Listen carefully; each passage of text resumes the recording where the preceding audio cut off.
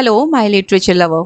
Welcome to my Literary Explorer channel where you will learn about literature. In this volume 3, I have brought 20 questions with the more information related to the topic.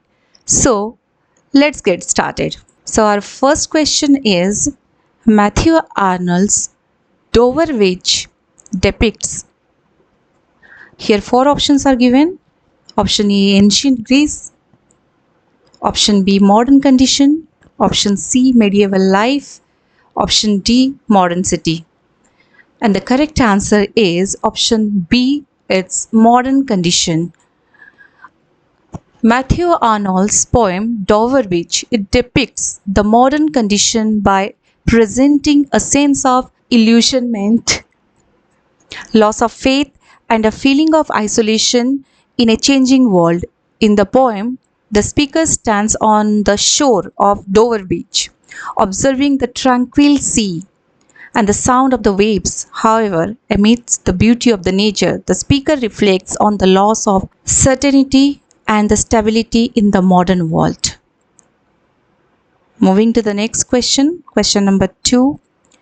Literature and dogma of Matthew Arnold's deal with, and the options are option A, literary dogmas, option B, religious dogmas, option C, poetry and politics, option D, poetry and religion. And the correct answer is option D, poetry and religion. In this work, Arnold explores the relationship between religion, literature and culture, focusing primarily on Christianity.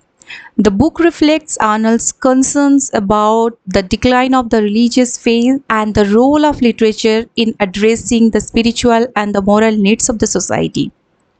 Arnold argues that religion should adapt to the changing intellectual and cultural landscape of the modern world.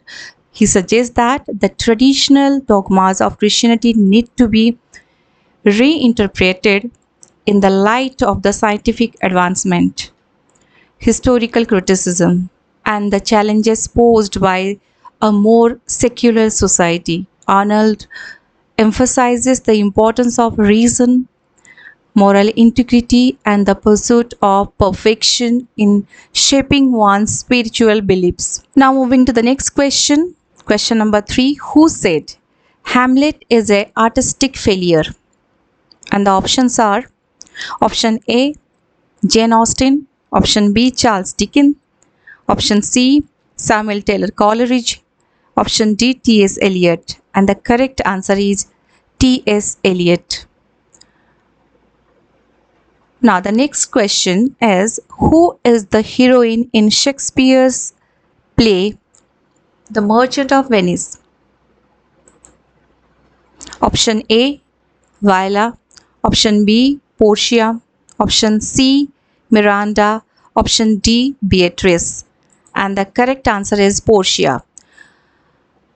If you know about Portia, Portia is a clever, strong-willed heiress in The Merchant of Venice. She disguises herself as a male lawyer to save Antonio's life, showing her wit and resourcefulness. Portia's character defies societal norms, displaying intelligence, compassion, and courage. Moving to the next question, question number 5. The story of Othello set in, and the options are option A, Venice, option B, Denmark, option C, England, option D, America. And the correct answer is Venice. So Venice is a place where Othello is set, and Othello is the main protagonist character. Othello is an outsider and he marries Desdemona in secret. Venice is ruled by Senate, which includes a duke and the several senators. So there is a war happening against the Turks, and there are different ranks in the army. And Othello is a general and has a high level of command. Now moving to the next question, question number 6. Kill Claudio. Who made this demand and in which play of Shakespeare? And the options are here. Option A, Ophelia in Hamlet. Option B, Olivia in Twelfth Night. Option C, Jessica in Merchant of Venice. Option D, Beatrice in Much Ado About Nothing. And the correct answer is option D, Beatrice in Much Ado About Nothing. When Benedict says that he will do anything for Beatrice, she asks him to kill his friend Claudio. It shocked Benedict, and he refuses. An angry Beatrice denounces Claudio's savagery, saying that if she were a man, she would kill him herself for his slender of her cousin and the cruelty of his trick. Our next question is, how many Shakespeare's play appeared in first folio? Options are option A 32, option B 33, option C 35, option D 36, and the correct answer is 36. The first folio is the first collected edition of William Shakespeare's plays, collected and published in 1623. 7 years after his death, folio editions were large and expensive books that were seen as prestige items. Shakespeare wrote around 37 plays, 36 of which are contained in the first folio. Moving to the next question, question number 8. The line, present fears are less than horrible imaginings, appear in option A, King Lear, option B, Julius Caesar, option C, Othello, option D, Macbeth. And the correct option is option D, Macbeth. This line has been taken from Macbeth, and this quote is taken from Act 1, Scene 3. As the witches or prophesied, Macbeth has just been named the Thane of Cawdor, and he is now pondering their other prediction that he will become the king. The problem with this prediction, however, is that Macbeth's mind immediately begins to think about the murdering Duncan. These thoughts terrify Macbeth, and he knows deep down that they are wrong because they go against nature. So these murderous thoughts are in the horrible imaginings that Macbeth describes. They frighten Macbeth far more than any real danger because they show just how far he is prepared to go to achieve his ambition. Macbeth is therefore wrestling with his own conscience. He wants the crown, but he is afraid that this involves in committing a heinous and very violent crime. Moving to the next question, question number 9. The total number of poems in Shakespeare's sonnet is 154. Option B 123, option C 165, option D 145, and the correct option is option A 154. Moving to the next question, question number 10. The phrase small Latin and less Greek is referred to Shakespeare by, here are the options. Option A, Dr. Johnson. Option B, Ben Jonson. Option C, W.H. Long. Option D, Robert Greene. And the correct answer is Ben Jonson. Ben Jonson famously said that Shakespeare had small Latin and less Greek. This is usually taken to mean that Shakespeare was not well educated and lacked knowledge of the two foundational languages of Western culture. Moving to our next question. Question number 11. Reaching London in 1587, Shakespeare joined option A, Barbett's Company of Actors, option B, job in school, option C, group of university wits, option D, none of these. And the correct option is option A, Barbett's Company of Actors. The Burbage Company of Actors was led by James Burbage, an actor and theatre entrepreneur. It was one of the prominent acting companies in London during the late 16th century. Burbage's company built the first purpose-built theatre in London called the Theatre in 1576. So after reaching London in 1587, Shakespeare joined Burbage's Company of Actors. Next question, question number 12. Shylock is a character in Shakespeare's play, and the options are given here. Option A, Twelfth Night. Option B, Merchant of Venice. Option C, As You Like It. Option D, Comedy of Errors. So the correct answer is Merchant of Venice. Shylock is a fictional character in William Shakespeare play in Merchant of Venice, which is written in 1600. A Venetian Jewish moneylender, Shylock is the play's principal antagonist. He seeks revenge against Antonio, a Christian merchant who has mistreated him. Shylock's demand for a 1 pound of flesh highlights his merciless nature. However, he is also a victim of discrimination and prejudice. Shylock's character raises questions about justice and mercy, but has been criticized for uh, perpetuating negative Jewish stereotypes. Moving to the next question, question number 13. When did Shakespeare write his play? Option A, 15th and 16th century. Option B, 14th and 15th century. Option C, 16th and 17th century. Option D, 17th and 18th century. And the correct answer is 16th and 17th century. Shakespeare's reputation was established in London in 1592. It was during the time that Shakespeare wrote his earliest plays, including Henry VI Part 1, Henry VI Part 2, Henry VI Part 3, The Two Gentlemen of Verona, and the Titus Andronicus.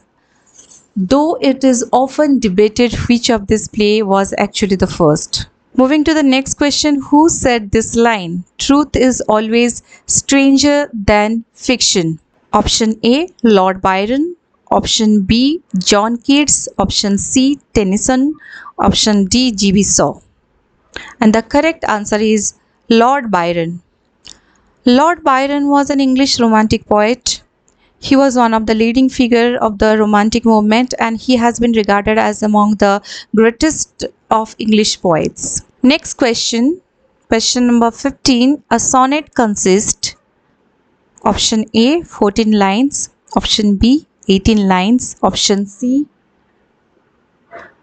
20 lines, option D, 12 lines. The correct answer is 14 lines.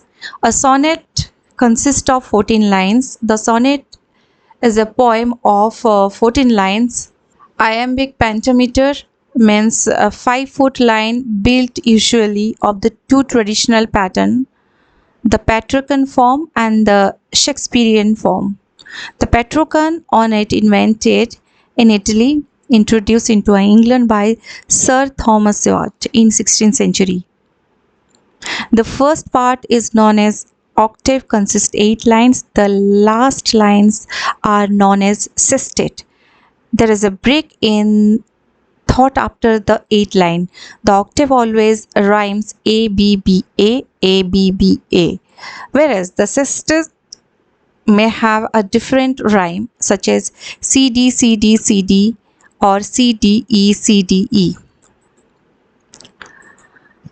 Question number 16. What is an alliteration? A literary genre. Option B, repeated consonant in a sentence. Option C, a repetition of speech. Option D, sound in a sequence of word. And the correct answer is option C, a repetition of speech. Alliteration is a repetition of the consonant sound, usually of the beginning of the word and the accented syllables. Our next question is, when did John Milton become blind? Option A, 43, option B, 46, option C, 47, option D, 48. And the correct answer is 43. In the year of 1652, he was completely blind in both the eyes. Moving to the next question, question number 18. What is an epic? And here 4 options are given. Option A, autobiographical. Option B, objective. Option C, comic. Option D, elegiac. The correct answer is option D, Epic is a long, often book-length narrative in verse form that retells the heroic journey of a single person or a group of persons. Elegiac means elegy, lament song, or death song. Our next question is, which period in William Wordsworth's career was marked with gloom? Option A, 1785 to 1790. Option B, 1798 to 1805. Option C, 1792 to 1797. Option D, 1792 to 1795. And the correct answer is 1798 to 1805. Option B. One period of William Wordsworth's career that was marked with gloom is commonly referred to as the year of struggle. This phase occurred during the late 1790s and the early 1800s and was characterized by personal and political turmoil. In the late 1790s, Wordsworth's idealistic views and sympathies for the French Revolution led him to travel to France, where he witnessed the violent aftermath of the revolution and experienced disillusionment. This experience, coupled with the death of his brother John in a shipwreck and financial difficulties, plunged Wordsworth into a deep sense of despair and melancholy. Moving to the last question, question number 20. Good night, good night. Parting is such sweet sorrow that I shall say good night till it morrow. Speech by. The options are option A, Romeo, option B, Juliet, option C, Mercutio, option D, Horatio. The correct answer is Juliet. This line has taken from the play Romeo and Juliet by William Shakespeare. Juliet is saying goodnight to Romeo. Their sorrowful parting is also sweet because it makes them think about the next time they will see each other. So here we have come to the end of the session. I hope you all enjoyed the session. I just want to say study well, prepare for your upcoming examination. Thank you.